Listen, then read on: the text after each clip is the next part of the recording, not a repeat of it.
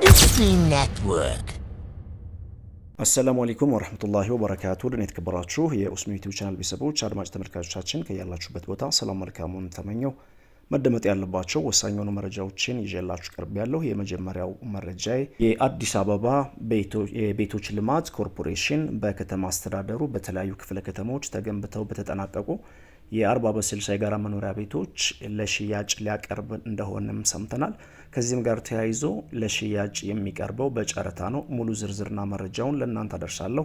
የአማራ ክልል መሬት ቢሮ ያወጣውን አዲሱን የመሬት ሕግ በተመለከተ ከናሽናል አይዲ ወይም ደግሞ ከብሔራዊ ፋይዳ መታወቂያ ጋር በተያያዘ ማገናኘት እንዳለበትም ያትት መረጃ ከጄ ይገኛል። በሌላኛ መረጃችን ደግሞ ግምታዊ ዋጋቸው ከ37 ሚሊዮን ብር በላይ ይሆናል የተባለው የአገልግሎት ጊዜያቸው ያለፈባቸው ምግብና መድኃኒት ማስወገዱን የአዲስ አበባ ምግብና መድኃኒት ባለስልጣን አስታውቋል። ይህንም እነግራችኋለሁ። እስከ ቪዲዮ ፍጻሜ አብራችሁን ቆዩ። ቪዲዮአችን ላይክ፣ ሼር ማድረጋችሁን አትርሱ። በቀዳሚነት የምናየው የአዲስ አበባ ቤቶች ልማት ኮርፖሬሽን ያወጣውን የሽያጭ መግለጫን በተመለከተ ይሆናል።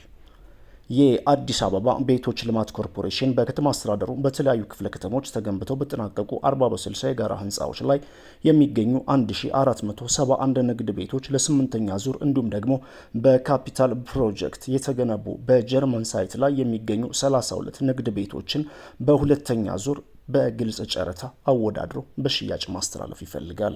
በመሆኑም ኮርፖሬሽኑ በግልጽ ጨረታ ያቀረባቸው ንግድ ቤቶች ተወዳድሮ መግዛት የሚፈልጉ ማንኛውም ተጫራች የተዘጋጀውን የጨረታ ሰነድ ከጥር 16 ቀን 2018 ጀምሮ ባሉት 21 ቀናት በአንላይን በዌብሳይት የዌብሳይቱ ሊንክ ተቀምጧል በመግባት አስፈላጊ ምዝገባ በማድረግ የማይመለስ 1000 ብር በቴሌ ብር አማካኝነት ክፍያ በመፈጸም የጨረታ ሰነድ በሶፍት ኮፒ መግዛት የሚችሉ ሲሆን ተጨማሪ መረጃ ካስፈለገ ቅዳሜን ሙሉ ቀን ጨምሮ ከጧቱ 2 ሰዓት እስከ ምሽቱ 11 ሰዓት ከ30 ድረስ ከዚህ በበታች ባለው ሰንጠረዥ በተገለጹት ቦታዎች ላይ እገዛ ማግኘት እንደሚችሉ እናስታውቃለን ይላል።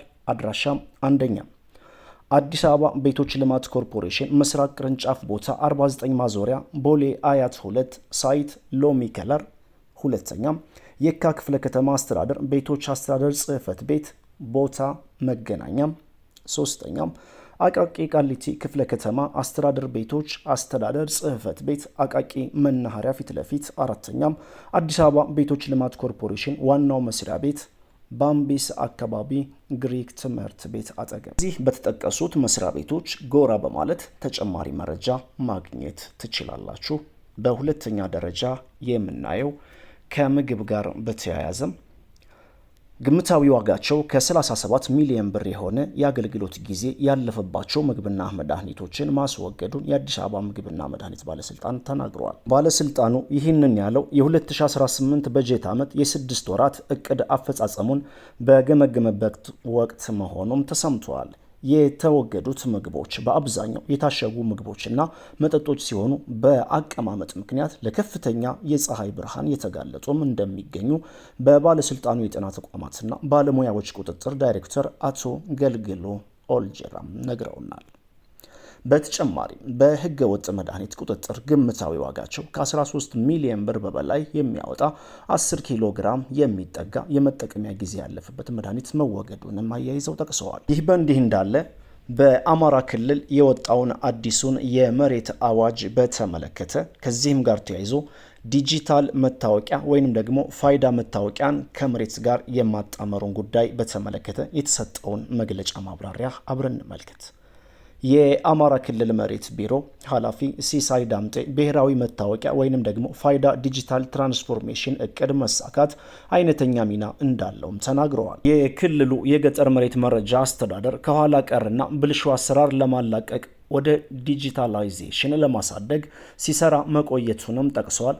የ126 ወረዳዎችና በ17 የከተማ አስተዳደሮች የመሬት ባለይዞታዎችን መረጃ በዲጂታል የመረጃ አስተዳደር ስርዓት ውስጥ ማስገባቱን ገልጸዋል። ባለፉት ዓመታት የተገነባውን የገጠር መሬት አስተዳደርና አጠቃቀም ስርዓት ከሌሎቹ ሀገራዊ የመረጃ ማዕከሎች ጋር ለማሳሰር እየሰራ መሆኑን ነው የተናገሩት። ቪዲዮአችን ላይክ ሼር አድርጉ። አዲስ ከሆናችሁ ሰብስክራይብ በማድረግ የደወል ምልክቱን በመጫን ቤተሰቡን ተቀላቀሉን። ሐሳብ አስተያየታችሁን፣ ጥያቄያችሁን ኮሜንት ላይ አስቀምጡልኝ። ወሰላሙ አለይኩም ወራህመቱላሂ ወበረካቱ።